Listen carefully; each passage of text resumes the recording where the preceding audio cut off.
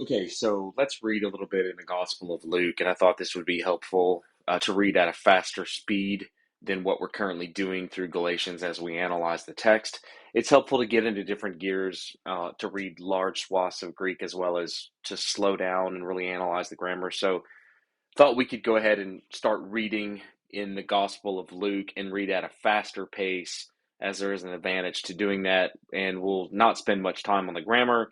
Essentially, just translate, make very few grammatical comments along the way, just things that are necessary to talk about, and then most of that will probably be just a comparative analysis between classical usage of certain words versus Kine, and how some of that changes and how the language itself is undergoing change. But for now, let's just begin and let's read the first few verses of Luke 1, and we'll kind of work our way through chapter 1.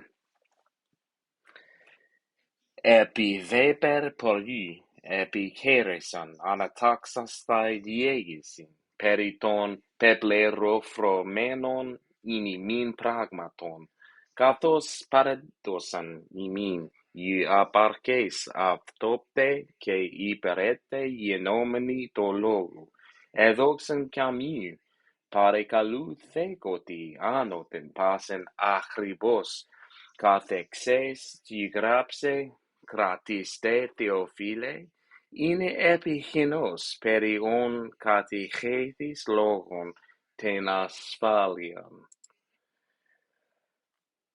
So this is a long sentence that begins with this word here, epe de per. It's a classical word. It's not used in the New Testament that I'm aware of. I don't think it's used in the Septuagint either. It's something like in as much as. It's really a crassus of three words, epe, de, and per. De per serve to strengthen the conjunction epe, which is just a marker of cause or reason for something. So this would be a stronger form of sense. So something like in as much as. Um, so so in as much as poli, many attempted, and then you have the this infinitive, this aorist middle infinitive, in as much as many, first of all, just to say something, epichereson comes from epichereo, an epsilon contract verb, and you'll probably recognize the root her. Her is to do with one's hand, so this is from epichereo. You putting one's hand to do something. So, inasmuch as many have put their hand to what? To compile, anatasomai, from ana, the prepositional prefix, and tasso, anatasso, to this aorist middle infinitive to compile, to write, we could say. Um, Inasmuch as many have put their hand to compile. And what are they compiling? They're compiling a diagazing, a narrative, um, concerning, and then he's got ton peplerofromenon. That's a mouthful. Just comes from plerophoreo, another epsilon contract verb. So to compile a narrative about the having been fulfilled, what? Pragmaton, events, the having been fulfilled matters, pragmaton, among us, in imin. Um, so this peplerofromenon is a perfect passive participle. This is the abstract noun. It certainly appears elsewhere in the New Testament, but in this form, probably not much. And then you've got um, this in emin idea of among us. Okay. Um, so then he says, "Kathos peredoson imin I ap aches avtopte ke iperete ienomeni tu lagu." Just as to paradidomi, This is what this comes from, parodidomi, um, to deliver over, to hand over. So just as something was handed over to us, and the subject is he aftapte. This is the subject. So what is he saying? He's saying just as they were handed on to us by they were handed on to us by those who from the beginning were they were what? They were right here. Aftopte, they were eyewitnesses, and they were hyperete, they were servants. Aftopte is a masculine plural noun. And really this is from aftos, uh, and you have a feminine declension masculine noun, eyewitnesses from the beginning, arches. So eyewitnesses from the beginning, and huperete, servants. The really the in classical usage, huperete, huperetes was something like a slave, an under rower. It was very pejorative. It's a very pejorative term, but by the time you get into New Testament Greek, it loses some of that pejorative meaning and simply means servants. Um, so we could put verse 2 together and say, just as they were handed onto us by the ones from the beginning, by those who from the beginning were, what were they? They were uh, aftopte, eyewitnesses and servants um, of the word of the word. Idoxe kami pere kaluthekoti anoten pasen akribos kathexes si grapse kratiste theophile. What's he saying in verse 3? He's saying uh it idox, and it seemed good, from docheo, another epsilon contract verb. Man, he loves those contract verbs. Docheo, just as it seemed good, and this is a Crassus, kai from kai ego, just as it seemed good, a conjunction and a pronoun smushed together, just as it seemed good also to me, would be considered an adverb. Kai and the pronoun ego together, it just gives it this sense of it, just as it seemed good to me. Um, and he says, having pere kalu thekoti, which is to investigate something. It's a dative perfect participle, to investigate, to follow along a path. Anothen, from the beginning, and sometimes this is translated from above, but in this case, from the beginning makes most sense here. So he said, it seemed good to me also, having investigated from the beginning, Pasan, all things. And how did he investigate these things? He investigated them akribos, which is carefully, as an adverb, just means diligently or precisely or to accurately, carefully, and kathexes, a word that Luke loves, certainly in his writings, and just means orderly. So investigated all things accurately and in an orderly way. To write, um, grapse, the aorist active infinitive, right? To write them to you, and then he addresses kratiste theophile, which is interesting because kratiste theophile, this just means the strongest, the best. It's a superlative. The word means it's you see this in letters addressed to delegates and officials and things of that nature. And then theophile just means dear to God, or it can mean lover of God. Whether it's meant to be a generic term for the Christian reading this, or whether it is meant to be a person. I mean, you can look at the commentaries to sort of figure that out. But if there is somebody named Theophilus, then the name would mean like lover of God or something like that, or someone who's dear to God. Um, so, and then verse 4, um, so that purpose clause, oops, excuse me, hina epigenos peri hon katekhes logon ten asphalion.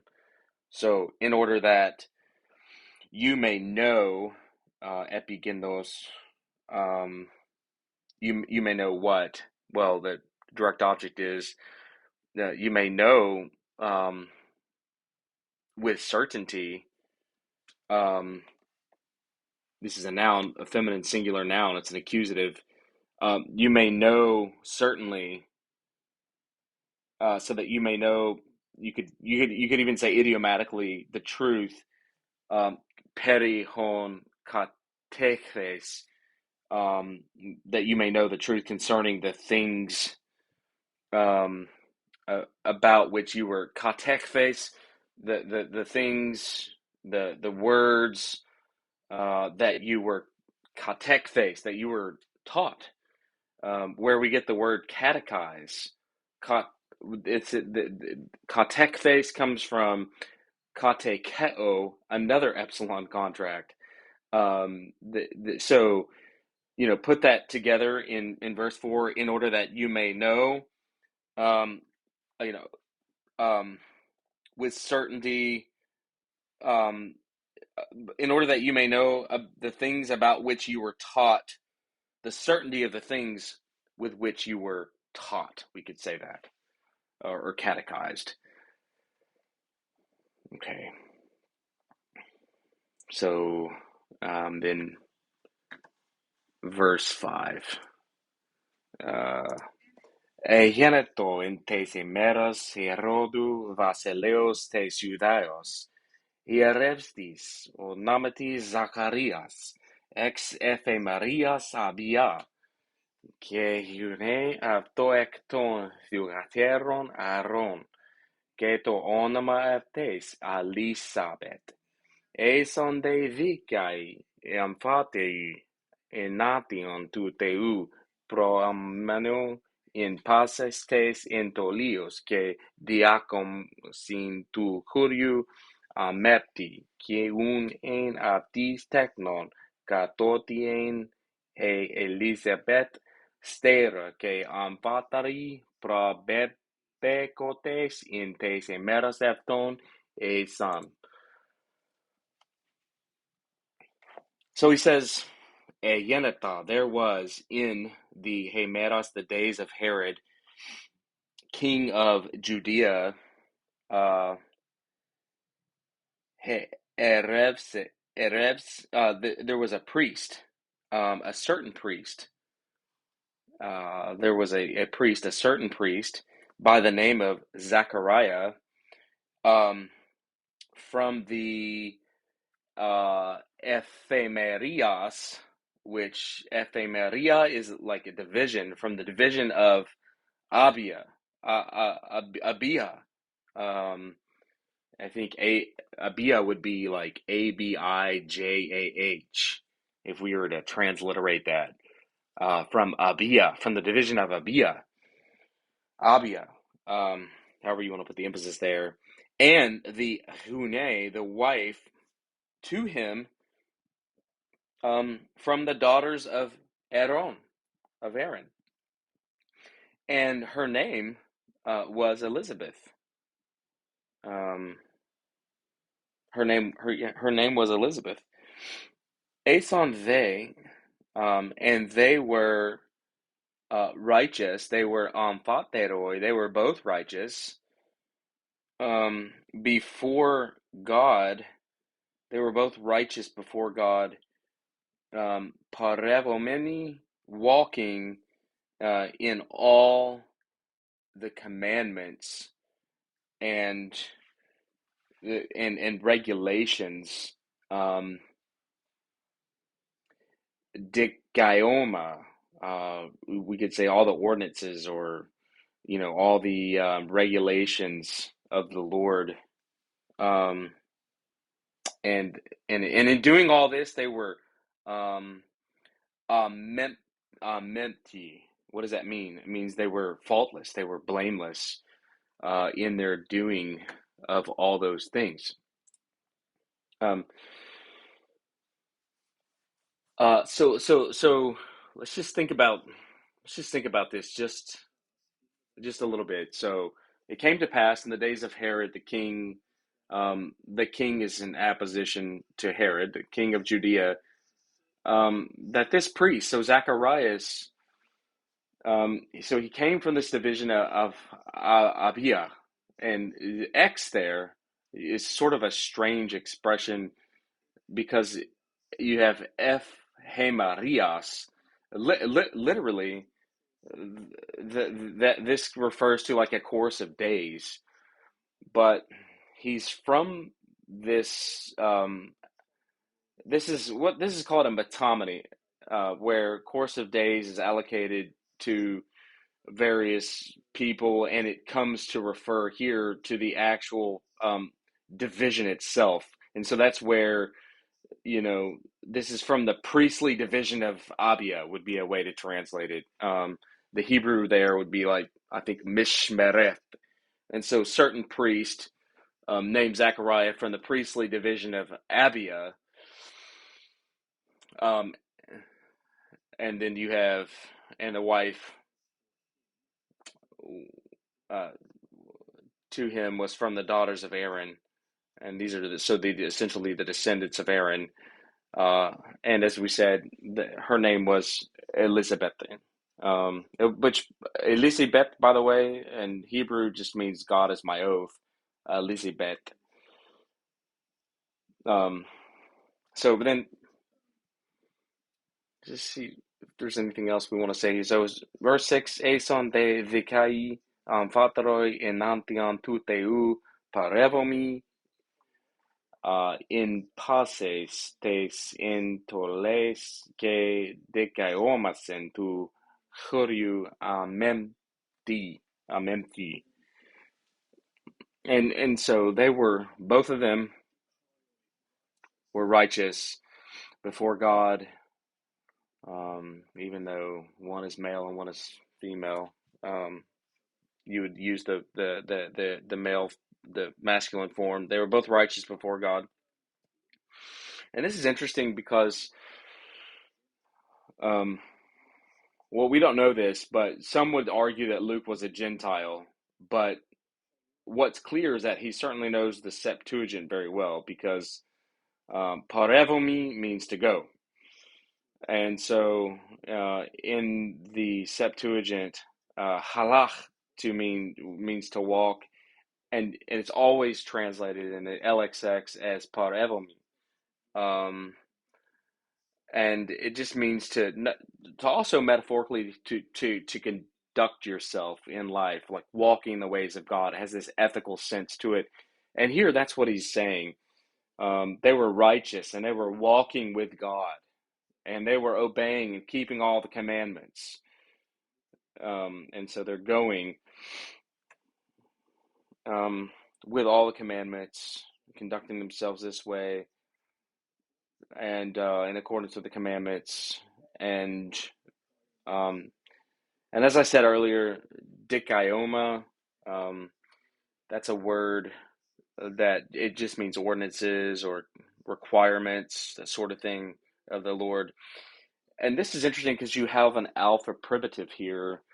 The word actually is memphomai. It's an adjective, and it means to blame somebody. So if you're a memphomai, if you're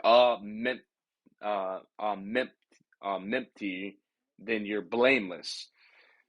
Ke uk ein aftis teknon, ketoti ein e alizivet stera.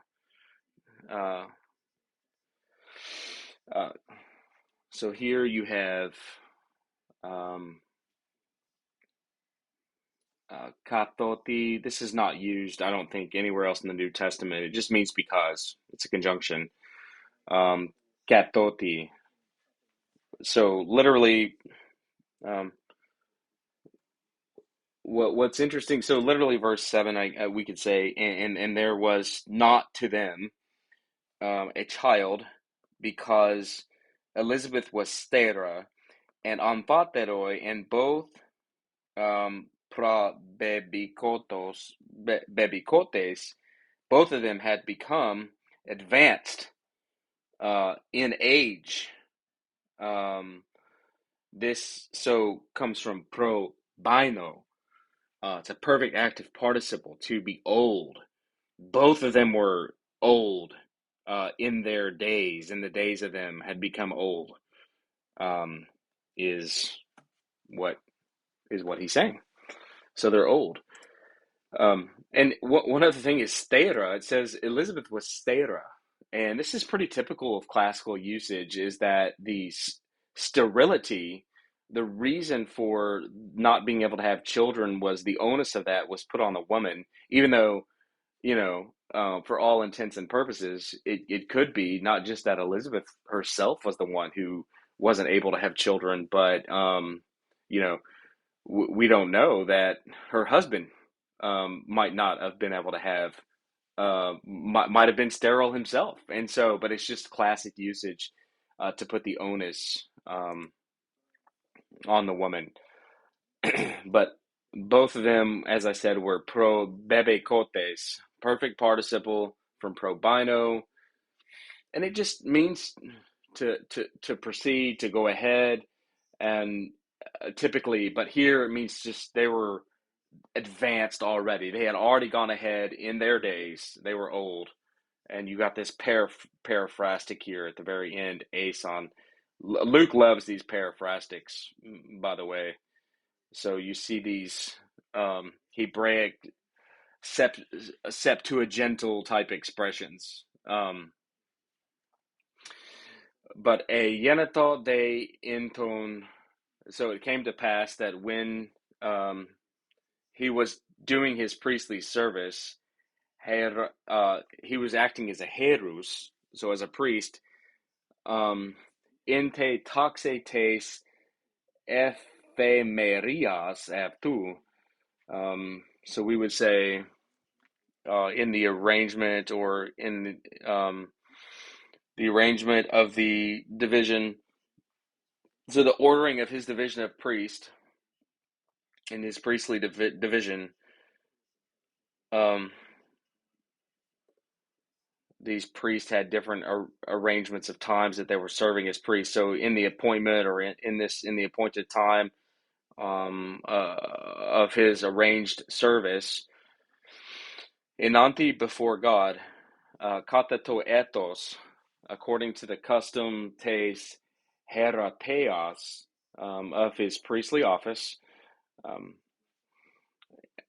And you're not going to see this word either in the New Testament. It's certainly shows up many, many times in the Septuagint. But according to the custom of his priestly service, elache, this comes from lachano, which is lambda alpha gamma, chi alpha nu omega, lachana. There's a nasal gamma, and that nasal infix drops out, and you get the root word, which is lach, and so that's how the aorist is formed. But it just means to cast lots. In other words, it was his turn, and the lot fell on him for the thumiase, which is the burning of incense, and thumiao is the root word here, which is an alpha contract verb. And they had come into the temple of the Lord. So, let's put that together. According to the custom of the priestly service, he was chosen by lot, or by the casting of lots. Ilache, he was chosen by the casting of lots, having entered into the temple of the Lord. And when did he enter into the temple of the Lord? at the time of the burning of incense. That was when this occurred. First, let's look at verse 10 um, and continue on. So, que pantopletos en tu lau pros evkomenon echo te hora tu thumiamatos, and all the multitude, or we could say, and the multitude of all the people, another paraphrastic construction, and all the multitude of the people were praying. Here the verb to be is used with the participle, and they were praying outside at the hour of the literally of the incense. I mean, it's just what it means. At the burning of incense, there was a time where the incense was burned, and that's when this happened. Ofte de aptos angelos curiu hestos ek dexion tu se esteriu tu mai thumiamatos. Ofte comes from horao, aorist passive indicative. And what happens is the theta in the aorist passive, you see it ends up aspirating to a phi, so you get ophthe. So literally, an angel was seen by him. But this expression,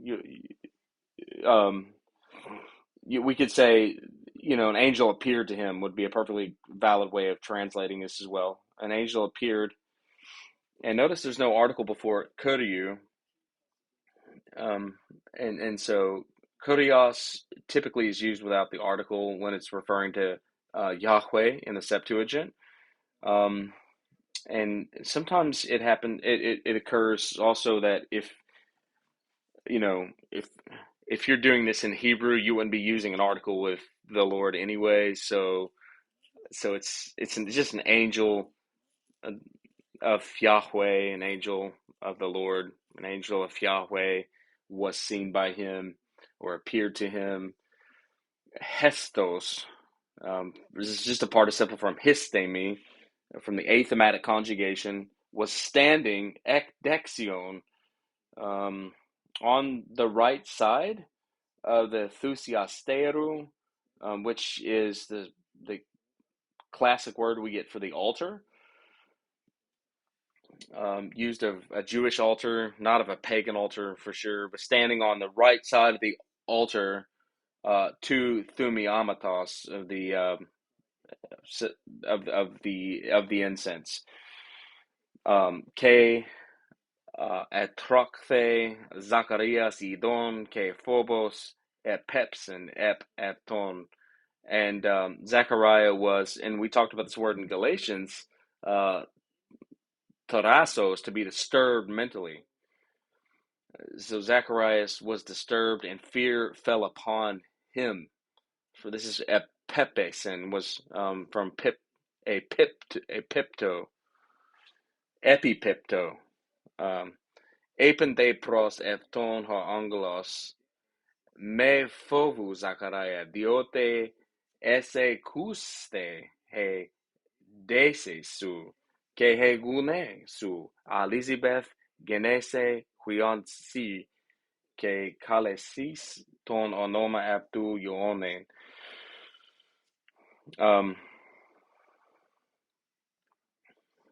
So basically he says the hey deasis is your prayer.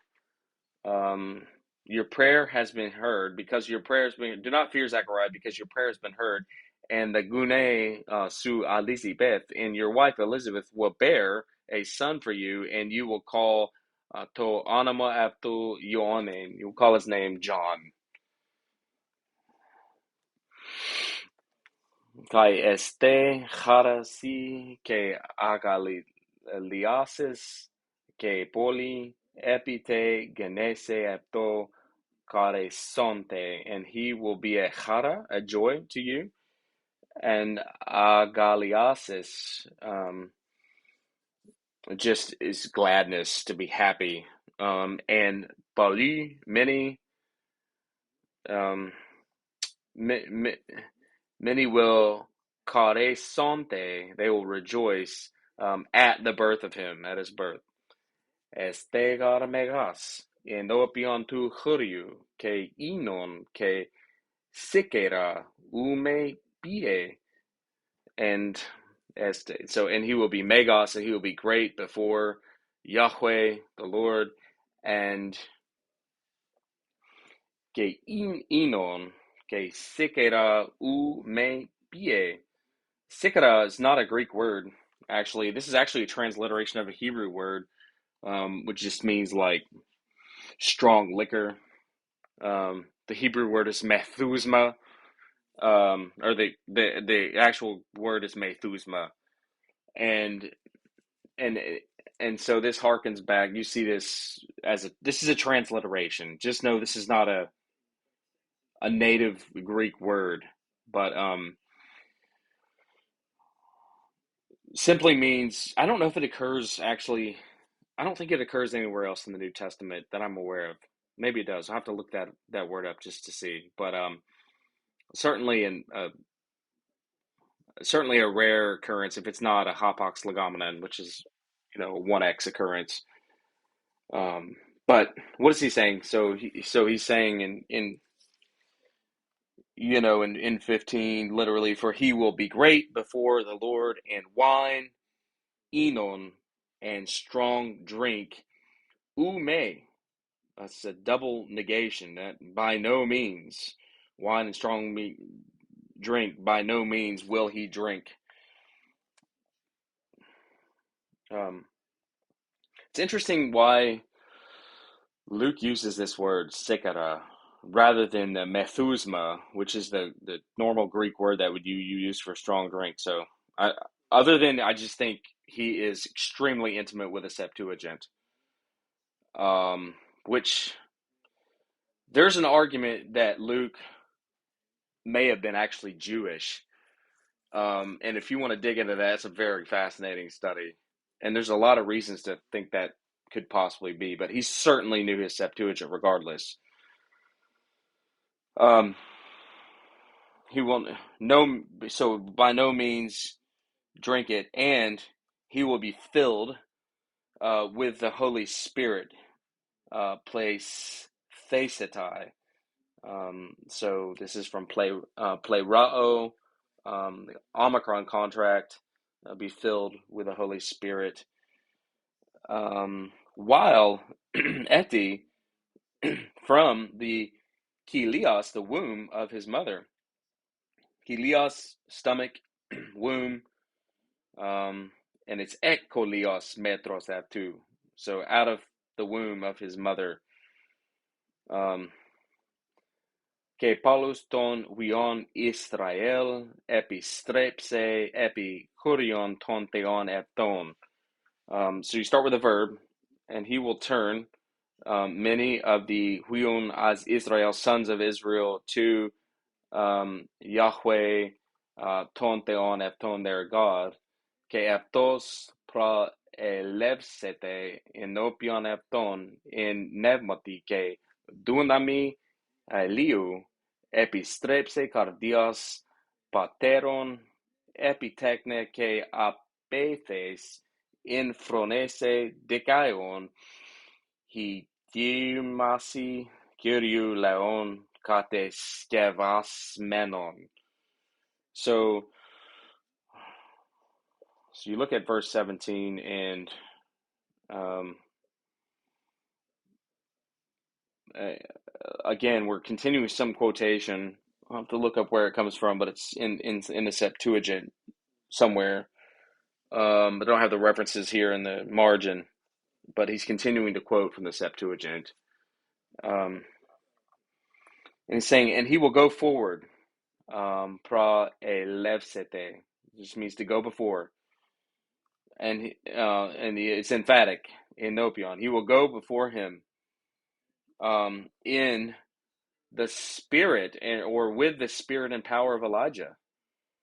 So he will go before him in the spirit and power of Eliu of Elijah. Um, and what will happen, epistrepse, is to turn cardia, the hearts of their fathers, to the children, to the techna, and the apathes, the disobedient.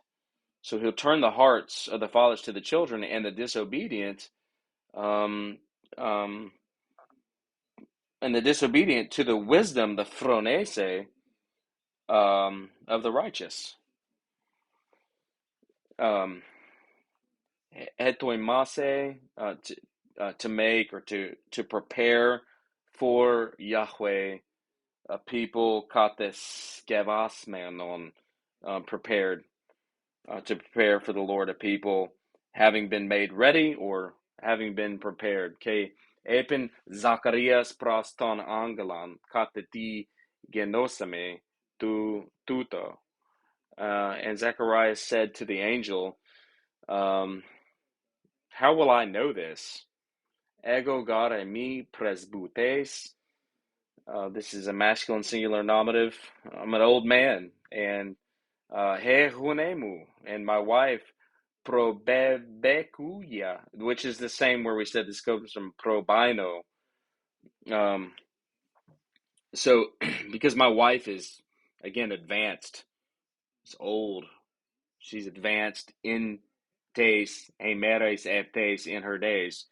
And apokrites ho angelos epen apto, ego mi Gabriel ha perestekos, inopion tuteu ke epistalen la lese prose ke evangelisastai, si tapta. Um, and answering, the angel answered and said to him, I am Gabriel, um, the one standing before God, and I was sent to speak to you and to bring good news, um, to you. And then you tapta, which is an internal accusative, which just means in respect to these things. To bring good news to you in respect to these things. Que idu esse siopon. This is a odd construction here. This is a paraphrastic future. It's a future indicative from, um, and then you have sio. This from siopao, which is an alpha contract, and this is a paraphrastic future. And you will be silent, um, and use the future, the verb, and you will not be, you'll be silent. You will not be able, dunamenos, to speak until Acrihes hemeras genete tapta, um, until that day on which these things happen. Ant hon uk epistevsas tis lagis mu itines plerothesonte eston chiron eton. So verse 20, so and look, say you will be silent and not able to speak until which these things happen, because you did not believe epistevsas, you did not believe the words, my words, itenes, which will be fulfilled, um, in the time of them. So you will not believe. We would say smooth this out in English, but now because you did not believe my words, which will be fulfilled in their time, you will become silent, unable to speak until the day these things occur. So that's Luke 1 1 through 20. Yeah, we'll just keep picking that up and heading through the Gospel of Luke and reading at a faster pace, uh, for um, for our benefit.